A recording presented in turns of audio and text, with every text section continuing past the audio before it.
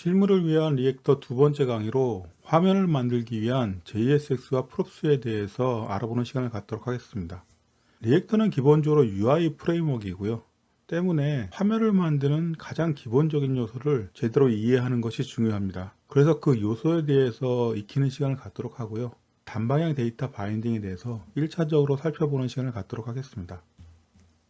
우선 리액터 엘리먼트와 컴포넌트의 차이에 대해서 좀 알아보겠습니다. 여기 app란 함수가 하나 있습니다. 그리고 마치 HTML처럼 app를 렌더하는 부분이 있죠. 이 부분을 좀 더 깊게 들어가겠습니다. const a div 실무 코딩 하고요. 기존의 렌더러를 닫아주고 a를 하면 실무 코딩이 그냥 뜨게 됩니다. 콘솔 로그로 이걸 좀 보죠. 보시면 리액터 엘리먼트라는 객체로 관리되는 걸 알 수 있습니다. 이걸 app와 같은 함수로 한번 비슷하게 만들어 보겠습니다. fnta 해가지고 아규먼트를 주고 그냥 실무 코딩을 리턴해서 fnta를 실행시키면 실무 코딩이 똑같이 뜹니다. 그리고 콘솔 로그에 fnta 해보면 첫 번째 건 당연히 리액트 엘리먼트고 두 번째 거는 이 create 엘리먼트 해가지고 추정해보면 create 엘리먼트라는 함수를 실행시켜서 리액트 엘리먼트를 만드는 것처럼 보이죠. 즉 const b에서 fnta를 실행시킨 다음에 이 b를 하면 실무 코딩이 뜨게 됩니다. 이 b를 하지 않고 fnta를 렌더링 해보면 어떻게 될까요? 아무것도 뜨지 않죠. 그냥 함수기 때문에 그냥 바이패스 시켜버립니다. 무슨 얘기냐면 이 렌더러는 프리미티브 타입을 실행시키거나 리액터 엘리먼트를 통해 가지고 화면을 렌더링 할 수 있습니다. 결국 리액터에서 화면을 렌더링하는 가장 기본적인 요소는 리액터 엘리먼트고요. 이 컴포넌트라는 거는 이 리액터 엘리먼트를 정의하기 위한 클래스 또는 함수를 말합니다. 그럼 왜 리액터에서 리액터 엘리먼트 기반이 아닌 굳이 컴포넌트 기반의 라이브러리라는 표현을 쓰냐면 엘리먼트는 고정된 값인 겁니다. 여기에 네임과 오더를 받아서 순번을 출력하는 컴포넌트라고 하면 b를 선언할 때 이렇게 할 수 있겠죠. 그러면 실무 코딩님 첫 번째 순번입니다라고 화면에 출력이 됩니다. 즉 리액터 엘리먼트는 단순하게 HTML 문서처럼 고정된 값이고요. 이렇게 컴포넌트화 시킴으로써 프로그래밍이 가능한 형태로 만들 수 있는 겁니다. 그래서 컴포넌트 기반의 라이브러리라고 표현하는 것이고요. 두 가지 정도만 짚고 가겠습니다. 하나는 단순하게 app를 렌더링 하면 당연히 아무것도 안 나오죠. 함수니까 app를 이렇게 실행하면 실무 코딩이 뜹니다. 요게 위에 커멘트 시킨 이거랑 같은 거죠. 이런 HTML 태그 형태가 뭐냐면 app를 실행시켜서 리액터 엘리먼트를 만드는 작업을 이렇게 표현할 수 있는 겁니다. 두 번째는 리액터 엘리먼트나 컴포넌트나 자바스크립트 변수 또는 함수처럼 선언되어 있죠. 그 사용도 자바스크립트 변수와 함수처럼 사용할 수 있다는 겁니다. 예를 들면 fntb를 선언하고요. 이걸 엘리먼트를 받아서 그냥 리턴합니다. 이것을 a 리액터 엘리먼트를 아규먼트로 줘서 c를 만든 다음에 c를 렌더링하면 실무 코딩이 뜨죠. 즉 이렇게 아규먼트로 보낼 수도 있고요. fntc를 선언하는데 이건 함수를 받아가지고 실무 코딩 첫 번째 이렇게 실행을 시킨 겁니다. 그래서 d는 fnta를 fntc에다 집어넣어서 만들어서 이 d를 렌더링 하면 똑같이 실무 코딩님 첫 번째 순서입니다가 나옵니다. 이렇게 리액터 엘리먼트하고 컴포넌트를 자바스크립트의 변수나 함수처럼 사용한다는 이런 개념을 머릿속에 담아 두시면 리액터 프로그래밍을 좀 더 유연하게 다양한 방법으로 사용할 수가 있습니다. 이렇게 사용하는 기법들은 리액터 컨텍스트를 강의할 때 다시 한번 깊게 논의할 것이고요. 이런 형태로 리액터 자체도 자바스크립트 기반의 라이브러리이기 때문에 기존의 자바스크립트를 이용하는 방법들을 적용할 수 있다는 것을 머릿속에 담아두시기 바랍니다. 설명 안 한 부분은 이 리액톰의 create 루트하고 그 다음에 실제 렌더링을 하는 부분인데요. create 루트는 그 루트 엘리먼트를 가지고 거기다가 리액터를 집어넣겠다는 것을 유추해 볼 수 있고요. 렌더러 부분은 그 버추얼돔이라는 그 리액터의 특성에 대해서 말씀을 드려야 되는데 이 부분은 스테이트를 설명할 때 설명드리는 게 이해하기 쉽기 때문에 다음 강의에서 설명드리도록 하겠습니다. 컴포넌트에서 좀 더 나가보죠. 필요 없는 거를 좀 지우고요. 요 fnta만 남겨놓고 코멘트 한 거 없애고 루트 지우고 우선 스크립트를 보면 이렇게 HTML이 자바스크립트 내에 삽입되어 있는 것을 확인할 수 있죠. 이런 형태로 삽입된 구문을 JSX라고 부릅니다. JSX를 페이스북에 있는 그 문서에서 확인해 보면 이크마스크립트를 확장하기 위한 XML과 비슷한 신텍스 익스텐션이라고 설명되어 있습니다. 보이는 건 HTML인데 정의는 XML과 비슷하다고 하니까 좀 이상하죠. 인터넷에서 HTML과 XML 비교한 문서를 보게 되면 HTML은 하이퍼 마크업 랭귀지이고 XML은 익스텐시블 마크업 랭귀지입니다. 둘 다 비슷한 건 마크업 랭귀지라는 겁니다. HTML 목적은 데이터를 표시하고 데이터가 어떻게 보이는지에 대해서 초점을 맞춘 것이고 XML은 정보를 구조하고 저장 및 전송하고 데이터 자체가 무엇인지에 대해서 설명하는 형태를 위해서 만들어졌다는 겁니다. 결국 JSX는 HTML 형태인데 왜 XML이라고 표현을 했냐면 이것의 본래 목적이 화면을 그리는 것보다는 데이터를 전송시키고 정의하는데 더 목적이 크다는 것을 말하고 있다고 생각하시는 게 더 맞습니다. 형태는 화면에 출력하기 위한 HTML이고요. 사용 방법은 데이터를 정의하고 전송하는 XML과 비슷하다고 판단하시는 것이 보다 정확한 판단인 것 같습니다. 리액터 문서에 보시면 JSX는 근본적으로 리액터 크레이트 엘리멘트 함수에 대한 문법적 설탕을 제공할 뿐입니다라고 되어 있습니다. 문법적 설탕이 좀 재밌는 표현이긴 한데 결국 이 JSX가 이런 형태의 리액터 크레이트 엘리멘트로 바뀐다는 것이죠. 보시면 엘리멘트 이름이 있고요. 이 부분은 이런 형태의 객체로 해서 넘어가고 안의 내용은 이런 형태로 정의할 수 있습니다. 작업을 한번 해보면 const visitors에서요 div 입장자 하고 이거를 렌더링 하면 입장자가 당연히 나오죠. 이거랑 똑같은 거가 visitors 언더바 하고 reactor create 엘리멘트 명을 정해주고 아규먼트는 없으니까 그냥 이렇게 하고요. 입장자 해서 이거를 렌더링 하면 똑같이 입장자가 뜹니다. 즉 이거와 이거가 같다는 거죠. 아무것도 없는 객체를 넘기는 거는 널을 해도 똑같습니다. 여기서 확장을 시켜보면 이렇게 하고요. 요걸 div를 감싸고 요 부분을 이런 식으로 비지터스를 만들고 복사해서 렌더링을 비지터스로 하면 이런 식으로 디스플레이가 됩니다. 이거를 크레이트 엘리멘트로 해서 바꿔보죠. 맨 위는 div니까 div 놔두고 널 놔두고 입장자부터 바꿔야겠죠. 이거는 reactor.createElement div입니다. 널이고 이렇게 한 다음에 복사해서 이렇게 만들어 주고요. 이 부분은 리액터의 크레이트 엘리멘트 정의를 보면 두 번째 아규먼트의 푸스 다음에 스프레드 오퍼레이터로 들어갑니다. 이런 형태로 나열시킬 수가 있다는 겁니다. 이 비지터 언더바를 카피한 다음에 다시 렌더를 해주면 똑같은 결과가 디스플레이 됩니다. 결국 이렇게 선언된 JSX는 내부 엔진을 통해 가지고 이렇게 크레이트 엘리멘트로 변환이 돼 가지고 실제로 실행되는 것이고요. 이렇게 JSX를 통해서 얻고자 하는 이득은 이렇게 분석하기 힘든 프로그램적인 스타일이 아니라 자바스크립트를 HTML 다루듯이 쉽게 다룰 수 있도록 만들어 주는 겁니다. 기존에 정의했던 이 FNTA를 좀 위로 복사하고요. 입장자 다음에 FNTA하고 실무 코딩 첫 번째 해가지고 실행을 하면 보시는 것처럼 똑같은 게 디스플레이 됩니다. 당연하죠. 여기 create element의 리턴 값도 리액터 엘리멘트고요. 그 다음에 제가 만든 거는 이 부분은 JSX고 이 부분이 create element로 시향이 되니까 이것이 같은 역할을 합니다. 그리고 이렇게 사용하는 걸 컴포넌트라고 제가 말씀드렸는데 정확한 얘기는 아닙니다. 리액터에서 컴포넌트는 규약을 가지고 있습니다. 이 div 같은 경우는 기존에 정의가 돼 있는 엘리멘트입니다. 하지만 이 FNTA는 커스텀으로 선언한 컴포넌트죠. 물론 이런 식으로도 작동할 수 있습니다. 하지만 리액터에서는 const FNTA equal proofs 하고요. 이거를 ps name order하고 return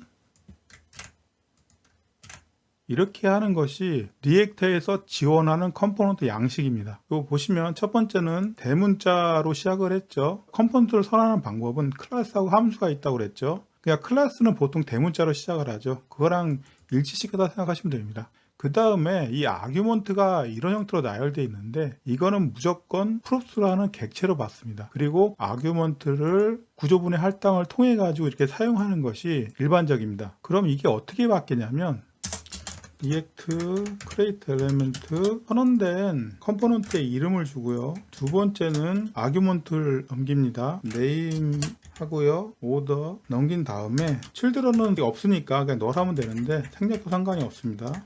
이렇게 해서 보시면 이 세 개가 똑같이 나타납니다. 이렇게 커스텀으로 컴포넌트 선언할 때 두 가지 정도만 체크하면요. 첫 번째는 여기서 이 아규먼트를 객체로 넘기는 거는 이렇게 보시면 이해가 편하시겠죠.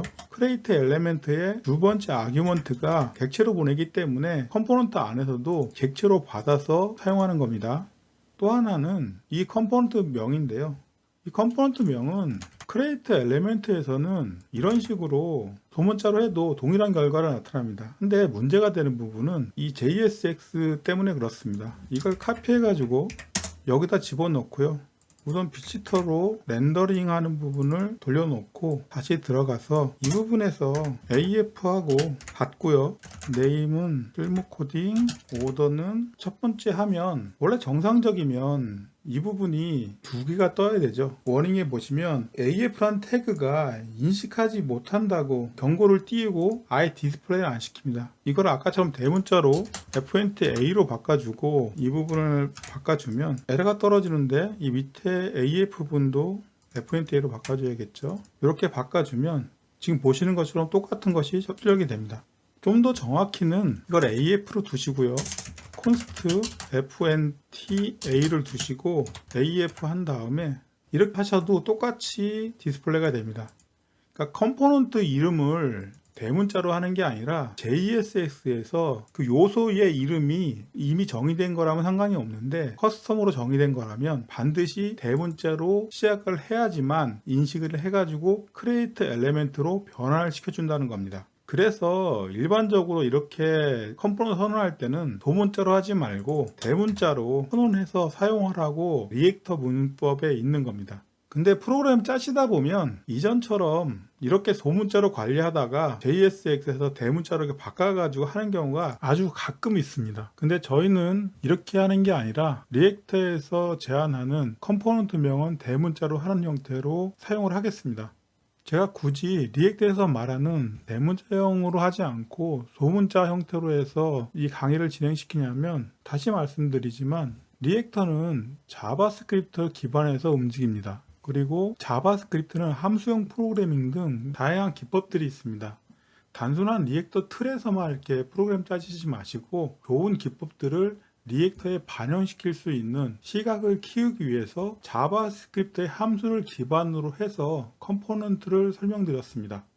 그리고 리액터 문서를 보더라도 이런 식으로 이런 사용법은 일반적이지 않지만 JS의 기능의 확장성을 확인하고 싶다면 사용할 수 있습니다. 라는 형태로 문서 곳곳에 확장의 여지를 남겨놓은 부분이 많습니다. 컴포넌트와 프롭스를 좀 더 깊게 들어가기 앞서서 JSX에 대해서 관련된 것들을 정리하고 들어가겠습니다. 우선 첫 번째 건 커멘트 처리하는 부분입니다. 주석 처리는 이런 식으로 처리할 수 있고요. VS 코드에서는 컨트롤 슬래시를 통해서 토글 형태로 관리할 수 있으니까 편리하게 사용하시면 됩니다. 이건 직원이 저한테 가르쳐준 사항이고요. 두 번째는 이미 사용한 부분인데 이 JSX 내에서 이런 값들을 사용할 때 분괄을 통해서 감싸고 값을 사용해 주시면 됩니다. 이 부분은 자바스크립트에서 표현식이라고 표현되는데요. 표현식은 어떤 값으로 이행하는 임의의 유효한 코드 단위라고 말하는데요. 값 자체이든지 값을 리턴하는 함수를 실행한다든지 하는 유효한 코드를 이제 표현식이라고 표현을 합니다. 숫자, 문자열, 그리고 논리식도 표현식이고요. 일자 표현식이나 좌표 표현식이 있는데 최종 결과가 값으로 표현될 수 있는 자바스크립트 코드를 표현식이라고 표현하고 있습니다. JSX에서는 표현식을 통해서 값을 집어넣을 수 있습니다. 그 다음은 자바스크립트는 주입식 공격을 방지합니다. 이게 뭐냐면 크로스 사이트 스크립팅이라고 해서 보안쪽 관련된 얘기고요. HTML을 통해 가지고 다른 사이트를 공격하는 해킹 기법 중 하나입니다. 이것을 방지하기 위해서는 이렇게 보시는 것처럼 특수 문자를 처리하는 방법에 대해서 관리를 해줘야 되는데 JSX는 이런 식으로 중간에 원하지 않는 특수문자가 나오게 되면 자동으로 이렇게 오류를 떨어뜨려 버립니다. 스크립터 자체에 잘못된 문자열이 들어올 때는 자동으로 막기 때문에 크로스 사이트 스크립트를 방지할 수 있고요. 반대로 프로그램을 짜다 보면 이 div 안에 HTML을 집어넣을 경우가 필요합니다. 서버에서 어떤 화면을 갖고 온다든지 그럴 때 필요하겠죠. 그럴 때 쓰는 게 이 바람도 힘든 dangerously set inner HTML입니다. 이걸 사용하기 위해서는 우선 div 같은 걸 하나 만들고요. 닫아줍니다. 그리고 dangerously set inner HTML 한 다음에 표현식으로 하는데 안에 값이 객체여야 됩니다. 그리고 프로퍼티를 언더바 HTML 하시고요. 원하는 이제 내용들을 입력하시면 이렇게 내용이 출력이 됩니다. 사용법은 간단한데 만약에 이 부분을 입장자에다 집어넣으시면 아예 화면이 디스플레이가 안 됩니다. JSX가 작동을 안 하는 뜻이죠. 즉 이 Dangerous Inner HTML은 안에 있는 요소가 없을 때만 제대로 작동을 합니다. div 하시고요. 값을 undefined 하고 null 하고 true, false 하신 다음에 저장을 하시면 이렇게 되죠. 근데 요거를 소스상에서 보시면 이렇게 div만 그냥 디스플레이가 됩니다. undefined이나 null이나 이 불린 값은 JSX에서 입력은 받는데 아예 렌더링을 안 해버린다는 거죠.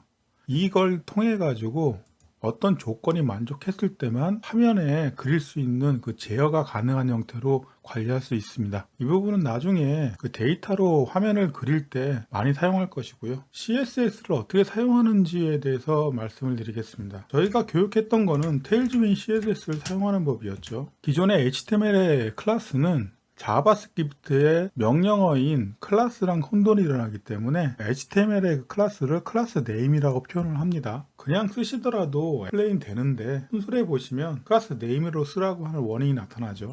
그리고 저희가 했던 거는 텍스트, XL, 텍스트, 레드 한 800 정도 해보면 이런 식으로 해서 테일즈윈 CSS를 통해서 하는 부분이 있었죠. 그런데 테일즈윈 CSS가 모든 그 CSS를 포함하지는 않거든요. 특정하게 이 엘리멘트를 제어하기 위해서는 보통 HTML에서는 클래스가 있고 스타일이 있지 않습니까? 이 스타일을 그냥 쓰시면 됩니다. 스타일 쓰시고 문제는 이 스타일 안에 값이 객체를 리턴한다는 겁니다. 패딩을 주고 싶다고 하면 패딩 탑 하시고 60px 이런 식으로 CSS 값을 줄 수 있습니다. 보통 CSS 상에서 패딩은 이렇게 쓰죠. 하지만 이 스타일 안에서는 카멜 표현식이라고 해서 맨 앞에는 소문자로 시작되고요. 그 다음 탑은 요 대문자로 해서 구분을 시켜주는 형태로 바꿔줍니다. 그리고 값은 이런 식으로 숫자를 집어넣으면 기본 값은 px로 먹습니다. 하지만 이런 형태로 단순한 숫자가 아닌 경우는 문자열로 만들어 가지고 값을 입력시켜 가지고 처리를 합니다.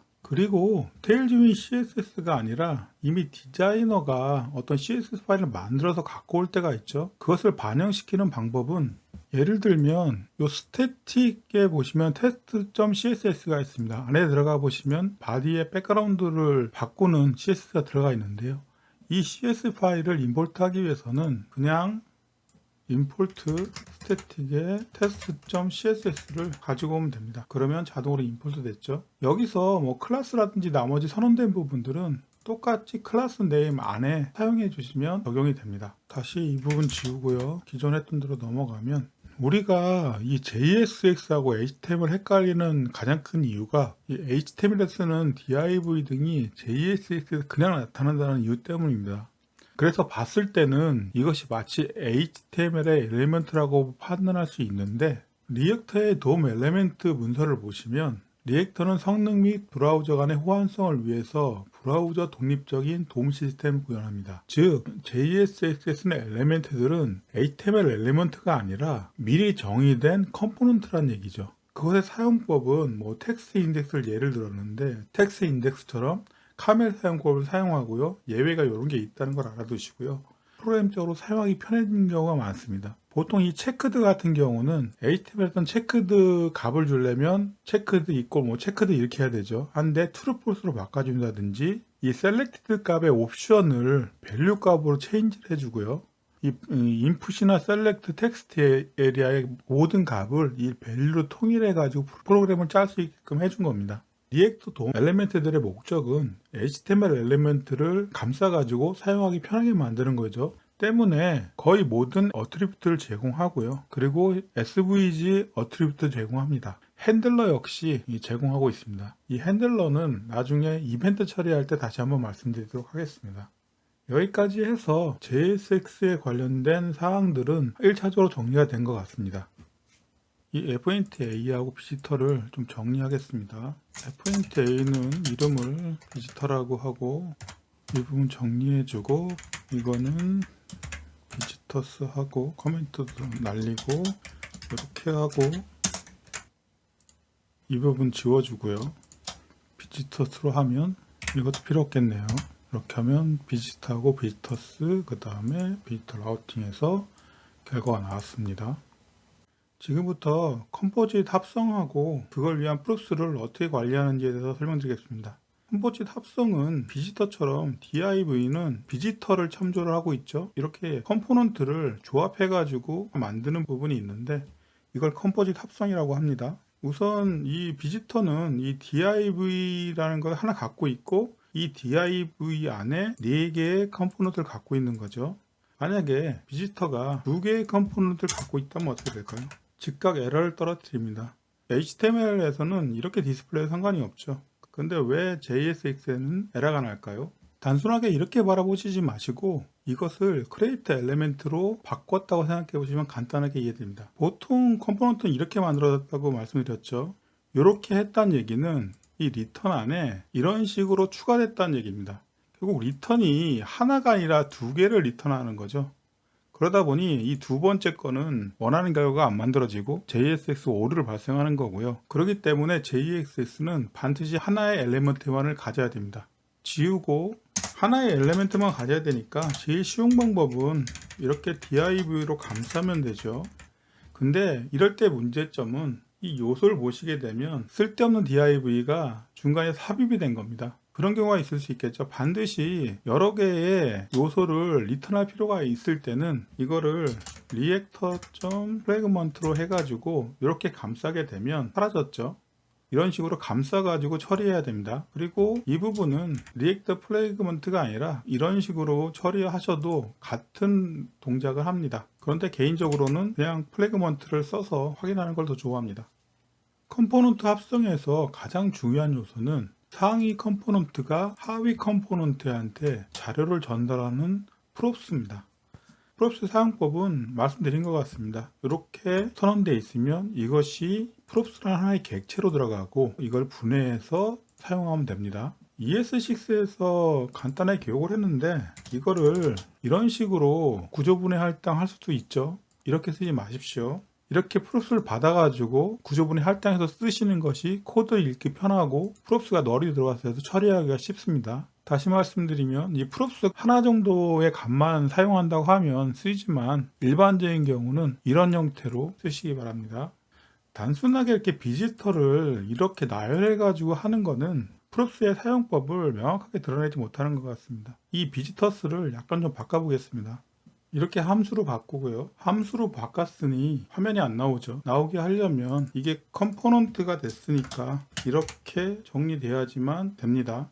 아까 비지터스는 리액터 엘리멘트였고 이렇게 함수로 바꿨을 때는 컴포넌트 됐으니까 이런 식으로 처리해야지만 인식을 합니다. 여기에 배열을 첨부하겠습니다. const 데이터에서 박철수까지 만들고 이 부분을 data.map하고 첫 번째 데이터를 갖고 오고 두 번째 인덱스를 갖고 옵니다. 그래서 이걸 함수를 써서 리턴을 하는데 저희가 쓸 거는 데이터의 name하고 order죠. 그리고 name equal name order equal order 이렇게 하면 이 콘솔에 보시면 각각의 차일드는 반드시 유니크 키를 가져야 된다고 그러죠. 이 부분 스테이트 할 때 다시 자세히 설명드리고요. 여기서는 그냥 단순하게 키를 이렇게 유니크하게 주면 문이 사라집니다. 그러면 이 부분 없앨 수 있고 이런 형태로 데이터를 가지고 화면을 그릴 때 프롭스를 사용할 수 있습니다. 데이터를 가지고 화면을 그리는 것도 다음 스테이트 강의할 때 자세히 설명드릴 거고요. 여기서 중요하게 보실 거는 프롭스가 어떻게 관리되는지에 대해서 보셔야 됩니다. 우선 눈에 거슬리는 거는 네임하고 네임이 중복돼 있죠. 오더와 오더를 중복돼 있고요. 이것을 삭제하기 위해서는 그냥 점점점 데이터 해주시면 이런 식으로 프레이트 오퍼레이터를 쓰게 되면 이 비지스터의 콘솔로 프롭스 하시면 보시는 것처럼 실무 코딩 첫 번째 이런 식으로 해가지고 프레이트 오퍼레이터로 보낸 데이터가 올라오는 것을 확인할 수 있습니다. 그러면 이 부분이 필요 없죠. 한도 필요 없습니다. 이런 식으로 데이터 인덱스에서 비지터 데이터를 보낼 수 있습니다. 요거를 좀 더 생각해 보시면 DB상에서 이런 데이터를 갖고 왔다 생각하시죠. 그러면 데이터를 갖고 와서 그냥 그 데이터 자체를 저희가 출력하고 싶은 컴포넌트에 집어넣을 수가 있는 겁니다. 아까 처음 보시는 것처럼 구조분해 할당을 해서 중간에 있는 변수를 사용한다든지 컨버트 할 필요 없이 그대로 보낼 수가 있습니다.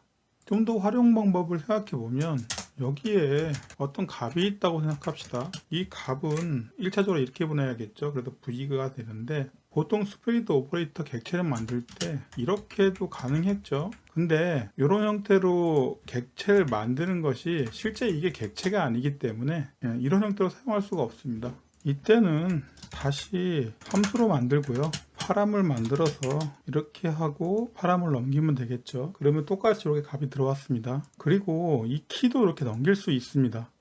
근데 보통 키는 그렇게 넘기지 않고요. 파라미터 같은 경우는 있는 데이터하고요. 여러 가지 데이터가 있을 수가 있죠. 글로벌의 데이터가 있을 수도 있고 이렇게 콘스로 선언될 수도 있고요. 이걸 조합해서 파라미터를 만든 다음에 프레이트 오퍼레이터로 보내는 것이 코드를 제일 깔끔하게 만들 수 있는 것 같습니다. 물론 개인적인 코딩 스타일인데 그 코딩 규칙에는 이런 형태로 사용하게끔 정의하겠습니다. 지금까지 컴포넌트는 이렇게 단일 컴포넌트가 닫힌 형태로만 했죠. 이런 형태로 커스텀 컴포넌트도 칠드런을 가질 수 있겠죠. 그러면 그것이 어떻게 반영이 되냐면 이 콘솔럭한 부분을 이렇게 보시면 이렇게 칠드런 해가지고 우리가 집어넣은 것들이 리액터 엘리멘트로 넘어오게 됩니다. 근데 화면에 보면 그대로 있죠. 상위에서는 이렇게 데이터를 넘긴 거고요. 그 데이터에 대한 아이템을 만드는 거는 이 비지터 하위에서 전부 다 정의를 하기 때문에 그걸 가지고 그리는 작업이 없죠. 그렇기 때문에 이전과 똑같이 나타난 겁니다. 이걸 칠드런 해가지고요. 이건 div를 이렇게 하고 div 하고 칠드런을 이렇게 디스플레이를 시켜주면 이런 형태로 나타납니다. pl-4 하면 이런 형태로 보면 보기가 좀 편하겠죠. 이 부분이 반드시 이 칠드런을 가지고 전부 다 디스플레이 시킬 필요는 없습니다. 칠드런 1을 하시면 이렇게 두 번째에 있는 자식만을 디스플레이 되죠. 다시 말씀드리지만 페어런트는 보내기만 하고 이것을 어떻게 사용할지는 컴포넌트가 그 권한을 갖고 있기 때문에 프로그램적으로 제어해서 사용할 수 있습니다. 이렇게 하면 우선 프롭스에 대한 기본적인 건 한 것 같은데 여기 두 가지만 더 추가적으로 알아두셔야 될 것 같습니다. 하나는 이 프롭스를 보시면 칠드런은 있죠. 하지만 페어런트는 없습니다. MDN의 HTML 엘리멘트 쪽을 보시게 되면 엘리멘트 기본 속성에는 페어런트 노드와 차일드 노드를 같이 가지고 있습니다. 이게 무슨 뜻이냐면 실무 코딩 첫 번째 순번입니다. 의 자식이 있으면 엘리멘트는 자기가 갖고 있는 자식들에 대한 정보를 차일드 노드를 통해서 접근할 수가 있고요. 차일드 노드에서는 페어런트 노드를 통해서 자기가 속해 있는 부모 노드의 정보를 액세스할 수 있다는 겁니다. 하지만 노드에서는 칠드런만 있죠. 자기가 갖고 있는 엘리멘트에 대한 정보는 갖고 있지만 상위로 올라가는 정보가 없습니다. 이게 리액터의 특징 중 하나인 단방향 데이터 바인딩입니다. 다시 말씀드리면 HTML 엘리멘트는 상위 부모가 자식으로 접근할 수도 있고 자식이 부모로 접근할 수 있는 양방향 데이터 바인딩인데 그에 반해서 리액터의 엘리멘트는 단순하게 자식 노드만을 바라보는 단방향 데이터 바인딩을 갖는다는 거죠. 즉, 물 흐르는 것처럼 위에서 아래로만 데이터가 흘러 들어간다는 겁니다. 이 부분은 아주 핵심적인 요소고요. 이걸 가지고 화면을 구성하거나 데이터를 관리하거나 할 때도 단방향 프로그램 구조를 만들어야 됩니다. 이 부분은 화면을 설계할 때와 데이터 핸들링 할 때 다시 깊게 다룰 것이고 여기서는 리액터는 단방향 데이터 바인딩이고 데이터는 밑으로만 흐를 수 있고 위로는 흐를 수 없다는 대로 이해해 두시면 될 것 같습니다. 또 하나는 그렇게 데이터가 단방향으로 흐르기 때문에 프롭스로 넘겨진 상위 컴포넌트에서 정의된 데이터는 내부에서 바꿔서는 안 됩니다. 만약에 칠드런을 바꾼다고 하면 이 칠드런이 선언된 부분은 상위 컴포넌트는 비지터스죠. 그래서 여기서 칠드런을 바꾸게 되면 상위 컴포넌트에 정의된 데이터를 바꾸는 겁니다. 그럼 데이터가 한쪽 방향으로 흐른다는 전략에 안 맞게 되죠. 양방향으로 데이터가 흐르는 겁니다. 때문에 리액터 문서의 컴포넌트와 프롭스를 보게 되면 프롭스는 읽기 전용이라고 나옵니다. 그 함수 컴포넌트나 클래스 컴포넌트 모두 컴포넌트 자체 프롭스를 수정해서는 안 된다고 나오고요. 밑에 보시면 모든 리액터 컴포넌트는 자신의 프롭스를 다룰 때 반드시 순수 함수처럼 작동해야 됩니다. 받은 정보를 수정해서는 안 된다는 거죠. 순수 함수 개념은 이전 강의를 참조하시고요. 이 컴포넌트를 순수 함수처럼 만들어야 되기 때문에 데이터를 갖고 와서 수정하려고 하면 카피를 통해 가지고 복사를 한 다음에 수정해야 되고요. children 같은 정보를 수정한다 그러면 C1하고 리액터 클론 엘리먼트 children 첫 번째 거를 가지고 내용을 수정한 다음에 이렇게 클론한 엘리먼트를 출력을 해서 화면을 바꾸셔야 됩니다. 즉 받은 데이터를 바꾸는 게 아니라 그것을 복사를 한 다음에 복사한 정보를 화면에 출력시키는 것이 올바른 사용법입니다. 이 리액터 클론 엘리먼트 같은 경우는 리액터 최상위 API란 이 문서를 보시면 이 중간에 엘리먼트를 변환하는 그 저수준의 API가 있습니다. 보시면 클론에서 엘리먼트를 복사하거나 리액터 엘리먼트인지 확인하는 거, 아까 보였던 children을 불투명한 자료 구조인데 자바스크립트의 맵이나 이런 형태로 다룰 수 있는 기능들을 제공하는 맵과 호이치 카운트 같은 유틸리티들을 제공하고 있습니다. 이 부분은 리액터를 좀 깊게 들어가시면 사용할 수 있는 부분인데 이걸 다 설명하는 것은 과정을 넘어선 것 같고요. 교육 중에 필요하면 이 부분에 설명할 것이고 과정이 끝나면 다시 한번 이 부분을 살펴보시기 바랍니다. 여기까지 해서 리액터에서 화면을 구성하기 위한 가장 기본적인 요소인 리액터 엘리먼트, 컴포넌트, 프로세스에 대해서 설명을 했고요. 다시 한번 강조드리지만 단방향 데이터 바인딩이란 개념은 확실히 머릿속에 인식하시기 바랍니다. 강의 내용을 통해서 실습을 하고 싶은데 강의가 30분 이상 넘었으면 만들기도 힘들고 여러분의 집중도도 떨어지는 것 같습니다. 그래서 강의는 가능한 30분 내외로 만들 생각이어서 이 실습부터는 다음 강의에서 진행하도록 하겠습니다. 마지막으로 더 좋은 콘텐츠 제작을 위해 구독과 좋아요 부탁드립니다.